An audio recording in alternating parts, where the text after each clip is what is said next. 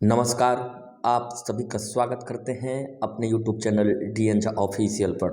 साथियों, विशिष्ट शिक्षकों का योगदान होना है और विशिष्ट शिक्षकों के योगदान से संबंधित जो महत्वपूर्ण प्रश्न है उसके विषय में निदेशक प्राथमिक शिक्षा पंकज कुमार के द्वारा जिला शिक्षा पदाधिकारी कटिहार को आदेश दिया गया है, उनके प्रश्नों का उत्तर दिया गया है। तो आज के इस सेशन में हम विशिष्ट शिक्षकों के नियोजन से संबंधित सभी बातों की चर्चा करेंगे।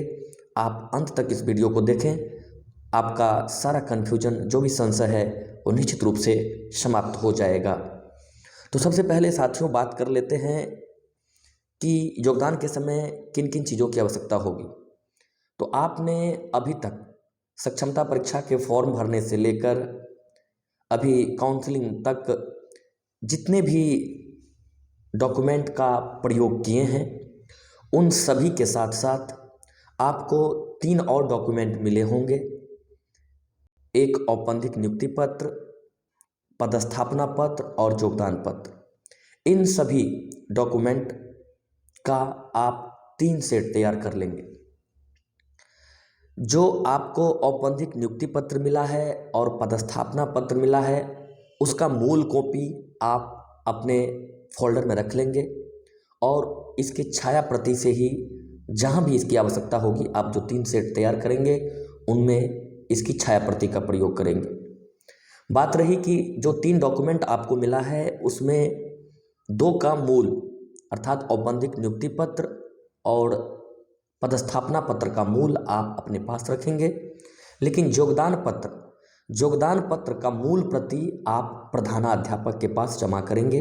योगदान के समय योगदान पत्र का मूल प्रति आपका प्रधानाध्यापक के माध्यम से BRC जाएगा और वहाँ से जिला शिक्षा कार्यालय या DPO के पास आपका वो फाइल जाएगा। तो आप इस बात को समझ गए होंगे कि पदस्थापना पत्र और औपबंधिक नियुक्ति पत्र की मूल कॉपी आप अपने पास रखेंगे, लेकिन योगदान पत्र की मूल कॉपी आप प्रधानाध्यापक के पास योगदान करते समय देंगे और वही मूल प्रति जिला को जाएगा। अब जो महत्वपूर्ण प्रश्न है इसकी तरफ बढ़ते हैं।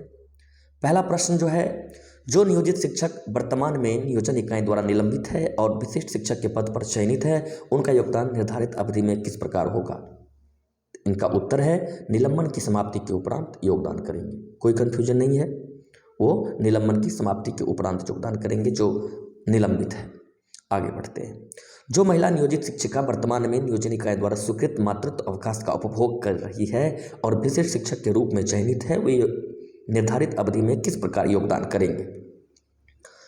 तो EL, study leave, medical leave, maternity leave, जितने भी लीव हैं इन पर लीव पर रहने वाले जितने भी शिक्षक या शिक्षिका हैं वो जिला शिक्षा पदाधिकारी के ईमेल पर योगदान प्रतिवेदन समर्पित करेंगे। अवकाश में ही माने जाएंगे, लेकिन योगदान के उपरांत संबंधित अवकाश के शेष अवधि का औपचारिक स्वीकृति जिला शिक्षा पदाधिकारी द्वारा निर्गत किया जाएगा। अर्थात वो अवकाश में रहकर भी योगदान कर सकते हैं और जो शेष अवधि है अवकाश की उसकी स्वीकृति जिला शिक्षा पदाधिकारी के द्वारा निर्गत किया जाएगा और ये लेना होगा। विशेष परिस्थिति के कारण कोई शिक्षक शिक्षिका विभाग द्वारा योगदान हेतु निर्धारित अवधि दिनांक 1/1/2025 से 7/1/2025 के बाद भी योगदान कर सकते हैं। ऐसे शिक्षकों को योगदान की तिथि से विशिष्ट शिक्षक का वेतन अनुमान्य होगा। तो बिल्कुल कोई संशय नहीं है। यदि आप छुट्टी पर हैं, किसी विशेष परिस्थिति में फंसे हुए हैं तो जो 7 तारीख तक डेडलाइन तय किया गया है उसके बाद भी आप योगदान कर सकते हैं। आपको उस तिथि से ही विशिष्ट शिक्षक का वेतन दिया जाएगा। प्रश्न संख्या 3 है, जो नियोजित शिक्षक वर्ग 1 से 5 के पद पर है और सक्षमता परीक्षा वर्ग 6 के 8 में उत्तीर्ण हुए हैं वे विशिष्ट शिक्षक के रूप में वर्ग 1 से 5 पद पर योगदान कर सकते हैं अथवा नहीं। जिला कार्यक्रम पदाधिकारी स्थापना द्वारा आवेदन किस परिस्थिति में स्वीकार किया गया। यदि ऐसा था तो काउंसलिंग में डाउटफुल करना चाहिए था। ऐसे शिक्षकों का योगदान तत्काल स्थगित रखा जाए, इस पर अलग से निर्णय लिया जाएगा। स्वाभाविक है साथियों, जटिल प्रश्न है कि वो तो 1 से 5 के शिक्षक हैं लेकिन सक्षमता 6 से 8 में उत्तीर्ण हो गए। अब उनका आवेदन कैसे स्वीकृत हुआ, आवेदन हुआ तो काउंसलिंग कैसे सफलतापूर्वक हो गई, तो इस पर बाद में विचार किया जाएगा। ऐसे शिक्षकों को बाद में इन पर निर्णय लिया जाएगा। प्रश्न संख्या 4, जो नियोजित शिक्षक वर्ग 1 से 5 में उर्दू विषय के शिक्षक हैं और सक्षमता सामान्य विषय में उत्तीर्ण हुए हैं, वे विशिष्ट शिक्षक के रूप में उर्दू विषय के पद पर अथवा सामान्य विषय के पद पर अथवा दोनों विषय में से किसी एक विषय के पद पर योगदान कर सकेंगे अथवा नहीं। उत्तर है, जिला कार्यक्रम पदाधिकारी स्थापना द्वारा आवेदन किस परिस्थिति में स्वीकृत किया गया? यदि ऐसा था तो काउंसलिंग में डाउटफुल करना चाहिए था। ऐसे शिक्षकों का योगदान तत्काल स्थगित रखा जाए, इस पर अलग से निर्णय लिया जाएगा। अर्थात इनका भी उत्तर, जो प्रश्न संख्या 3 का उत्तर है वैसे ही उत्तर प्रश्न संख्या 4 का भी है। आगे बढ़ते हैं प्रश्न संख्या 5 की तरफ।